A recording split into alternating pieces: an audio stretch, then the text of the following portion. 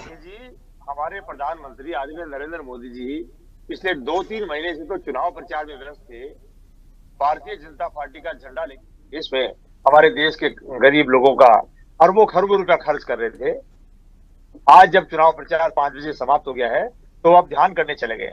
ठीक है, उनका व्यक्तिगत मामला, वो ध्यान करने जाएं या योग करें, लेकिन उनको ये चुनाव प्रचार खत्म होने के बाद सीधा दिल्ली आना चाहिए था। और दिल्ली आकर के जो देश में प्रचंड गर्मी चल रही है, देश की जो कानून व्यवस्था बिगड़ी हुई है, देश के हर राज्यों में जो हालात खराब है, उनकी एक आपात बैठक लेनी चाहिए थी। 10-15 घंटे काम करके फिर वो भले ही ध्यान पे, योग पे कहीं और चले जाते तो बेहतर होता। लेकिन अब ठीक है, देश के प्रधानमंत्री है, वो दुनिया के ताकतवर नेता हैं, उनकी पार्टी दुनिया की सबसे बड़ी नेता पार्टी है, तो वो कहीं भी जाए, कुछ भी करे, देश का कोई नेता अगर बोलेगा तो जेल में डाल दिया जाएगा।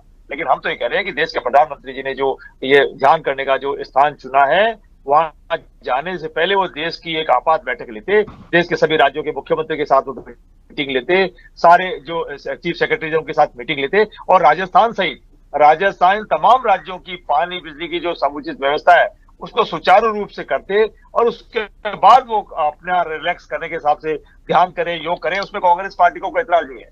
लेकिन पिछले 2-3 महीने से चुनाव प्रचार में लगे हुए, देश को संभाल नहीं पा रहे हैं। अगर अच्छा होता वो मणिपुर जाते, अच्छा होता वो महिला पहलवानों को बुला के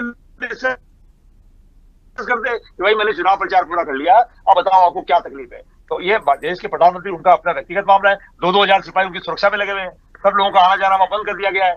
जैसा कि विपक्ष सब लोग आरोप लगा रहे हैं कि कैमरा उनके साथ अलाउ है। तो देश के प्रधानमंत्री का टेस्ट है शुरू से, वो जहां भी जाते हैं सिक्योरिटी बाद में आती है, कैमरे पहले आते हैं। ठीक है, चलिए वापस आऊंगी। मनीष जी, आवाज पहुंच रही है?